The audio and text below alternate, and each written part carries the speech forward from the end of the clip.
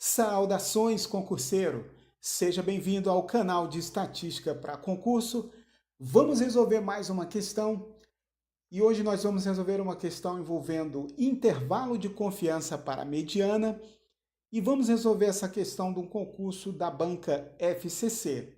Então vamos com bastante calma ver o enunciado da nossa questão a fim de que possamos desenvolver tranquilamente esse assunto. Então, o problema geral é que nós temos uma determinada amostra retirada da população e queremos então confirmar um determinado intervalo de confiança, tal como nessa questão aqui da Fundação Carlos Chagas. Temos então aqui essa amostra e, considerando-se esse intervalo de confiança para a mediana de x, esse intervalo tem coeficiente de confiança dado aproximadamente por, então temos aqui as opções trazidas pela banca FCC. Vamos então começar a construir o nosso raciocínio para encontrar o coeficiente de confiança desse intervalo. Bem, então, seja inicialmente uma amostra aleatória de uma determinada variável aleatória x que tem uma mediana, digamos, θ. Então, consideramos aqui um teste de hipóteses. Vamos fazer uma adaptação do teste do sinal a fim de que possamos deduzir um intervalo de confiança para a mediana dessa amostra. Bem, queremos então testar se a mediana θ é um determinado valor θ0 contido naquela amostra inicial. Ou essa mediana θ0, θ é menor que um determinado θ0, poderíamos ter aqui outras hipóteses do tipo composta, ou ainda poderíamos ter simplesmente um teste bilateral, né?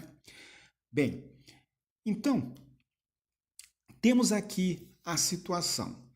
Tomada uma amostra de tamanho n, o procedimento para obter a mediana é, primeiramente, ordenar esses dados do menor até o maior. Portanto, temos aqui as estatísticas de ordem e sabemos que a mediana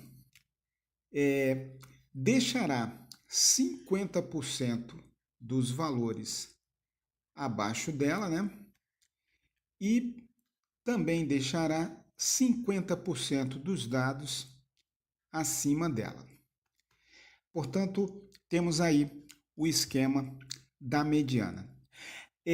Considere que nós vamos ter uma estatística de teste a fim de confirmar esse valor da mediana da seguinte maneira. Temos então uma variável DI que é definida da seguinte maneira. Ela é a diferença entre xi e θ0, o valor que temos aqui para a mediana. Note que cada valor aqui nesta semirreta, menos a mediana, nos fornecerá DIs que são maior do que zero. Portanto, um DI maior que zero, nós associaremos um sinal positivo. Um DI menor do que zero, associaremos então um sinal negativo. Então, obtida uma amostra, o número de sinais positivos e negativos será então aleatório. Vamos então aqui ficar com a contagem dos números de sinais positivos. Veja que é bem intuitivo, já que θ0 é mediana, é bem intuitivo nós determinarmos aí uma característica probabilística para a estatística T. vamos chamar de T o número de diferenças que são positivas, ou seja, o número de sinais positivos que associamos lá às diferenças DI. Como se trata da mediana, é bem tranquilo entender que o número de diferenças positivas segue uma distribuição binomial com os parâmetros n, que é o tamanho da amostra inicial, e a probabilidade de se ter um sinal positivo é exatamente meio, já que estamos aqui com a mediana. A regra de decisão, então, para essa hipótese alternativa aqui, nós rejeitamos H0 a um determinável nível de significância alfa, né? Se o número de sinais positivos é menor ou igual a um determinado t. Então, esse t é obtido de tal forma que a probabilidade de t ser menor ou igual a um tzinho é igual a alfa, que é exatamente o nível de significância do teste. Vamos fazer uma pequena adaptação desse teste para nós determinarmos um intervalo de confiança para a mediana. Veja que, obtida uma amostra, nós teremos então as seguintes possibilidades. Vamos supor, conforme o nosso exercício, que nós temos um intervalo dessa maneira aqui. Se o intervalo de confiança dado por essas estatísticas de ordem aqui, o x2 e o xn-1, não cobrir a mediana, vamos ter as seguintes possibilidades. Primeiro, como a amostra é aleatória, pode ocorrer que a mediana real da população não esteja, a dispersão dessa minha amostra não cubra o verdadeiro valor da mediana. De que maneira? Vamos então aqui desenhar a fim de que nós possamos entender bem essa situação. Então, usando aqui os dados que não nos foram fornecidos aí nesse exercício, suponha que o IC é o 63 até o 71, conforme a nossa questão, apenas para ilustrar, né? Estamos vendo aqui o caso mais geral. Se a nossa mediana não pertencer a esse intervalo, e além disso, a dispersão dessa amostra, a amplitude dela, não cobre o valor verdadeiro da mediana, pode ocorrer então que θ esteja aqui abaixo de 62, e nesse caso, cada diferença DI vai ser então um valor positivo. Temos então aqui que as nossas diferenças DI nos fornecerão então N sinais positivos.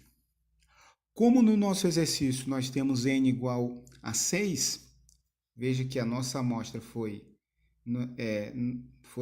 de tamanho 6, né? No caso, se θ for menor que 62, temos 6 sinais positivos. Agora podemos ter uma outra situação em que θ esteja entre 62 e 63. E o intervalo fornecido não vai cobrir o verdadeiro valor θ. Você já percebeu que podemos ter, então, a situação em que θ está aqui entre 71 e 72. E o verdadeiro valor da mediana, quer dizer, o intervalo de confiança fornecido não cobre esse verdadeiro valor da mediana. Pode acontecer também que θ esteja acima de 72. Portanto, o intervalo fornecido, 63 a 71, não cobre o verdadeiro valor da mediana. São essas situações que veremos à frente. Bom, então, conforme já dissemos, imagina que θ é menor que x2, mas é maior do que x1, né? Temos então que θ é menor que qualquer x para xi, né, para esse i variando de 2 até n. Nesse caso, nós vamos ter n menos 1 sinais positivos. Veja que aqui temos a situação, θ não está no nosso intervalo, mas nós temos o quê? Cada DI aqui será, então, por exemplo, 63 menos o θ0 nos dará um sinal positivo. Teremos, então, para cada ponto amostral,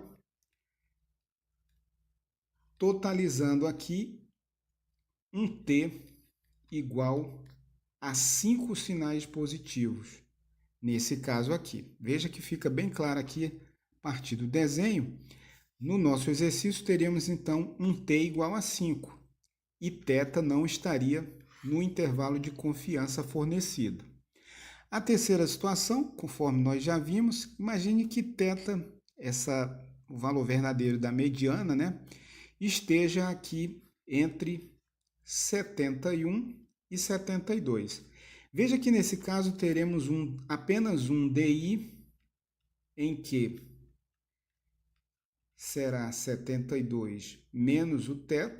Como o θ está entre 71 e 72, teremos então aqui somente T igual a um sinal positivo.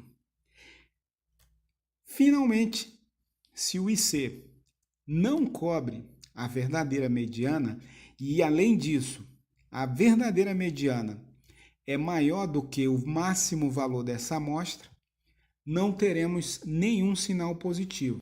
Note aqui, para um θ fora da amplitude da minha amostra, ocorre que todos os DIs serão negativos.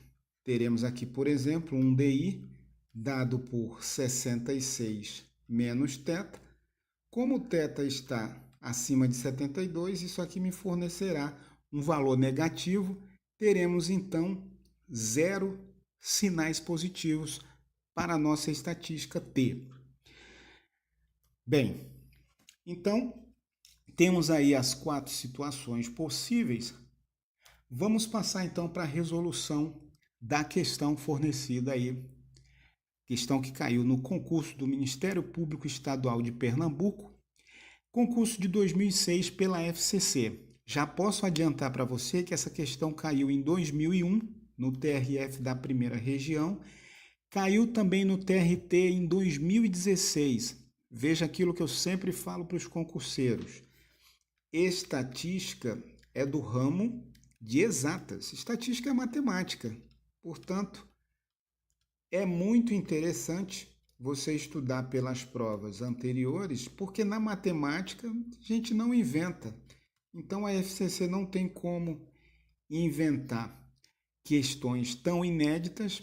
Resolvendo as provas anteriores, você consegue matar a maioria das provas atuais. Note que estimação, por exemplo, por mínimos quadrados em regressão não mudou desde o século 17 ou 18, né? Então, para efeito de concurso, pegue as questões anteriores, das provas anteriores, que você vai se dar bem. E eu tenho aí para você, ó, já 65 provas resolvidas na íntegra para você exercitar para o seu concurso. Veja aí na descrição do vídeo, entre em contato pelo e-mail para você ver como adquirir esse material. Bom, passando então aqui a resolução da questão fornecida, caracterizando a nossa estatística de teste T, ou a nossa estatística T, né, o número de sinais positivos, temos que ela segue uma distribuição binomial com N e parâmetro P. E N é o tamanho da amostra aí, né? Bom, então, agora considere a seguinte situação. Se o IC cobre a verdadeira mediana, nós temos aqui, então, para o intervalo de confiança, né, de coeficiente de confiança 1 menos gama, vezes 100%, para essa mediana, teremos aqui, então, a seguinte situação. Θ está dentro desse intervalo de confiança, né? E o coeficiente de confiança, então, será dado por 1 menos gama. Quem é esse gama? Gama é exatamente a probabilidade de θ está fora desse intervalo, ou seja, θ é menor que o mínimo dessa amostra, ou θ está entre x1 e x2, ou θ é menor que xn, mas maior, né, que xn menos 1, ou θ é maior de que todos os valores dessa amostra. Portanto, o valor de gama é dado, então, pela probabilidade de t ser menor ou igual a 1, ou mais a probabilidade, né, de t ser maior ou igual a n menos 1. Com isso, substituindo os valores do exercício, tendo em mente, né, que a probabilidade de t menor ou igual a 1 é igual à probabilidade de t maior ou igual a n menos 1, já que nós temos a simetria, né, para uma distribuição binomial com parâmetro meio, fica garantido que ela é simétrica, né? Podemos então dizer que gama é 2 vezes a probabilidade de t ser menor ou igual a 1. Substituindo os valores, gama será então 0,2185. Isso me garante que o coeficiente de confiança 1 menos gama é 0,78125, que é aproximadamente 78%. Veja aí que interessante exercício, um exercício clássico da Fundação Carlos Chagas nas provas de estatística. Tivemos aí as opções para marcar. Veja que 0,78 apareceu aqui na opção D. Espero que tenha ficado bem claro aí como deduzimos esse intervalo de confiança. E lembrando também que podemos usar esse raciocínio para o teste do sinal, para testar uma mediana. E esse teste é da classe dos testes não paramétricos. Se você quiser aí adquirir 52 questões de testes não paramétricos, eu tenho aí resolvido para você 52 questões de concursos anteriores. É isso aí, muito obrigado por assistir. Um grande abraço para você e até a nossa próxima aula.